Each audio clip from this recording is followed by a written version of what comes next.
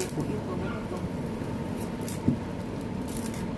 Ayan, wala po akong uling, kaya ito na po ang ginamit ko, guys. Ayan.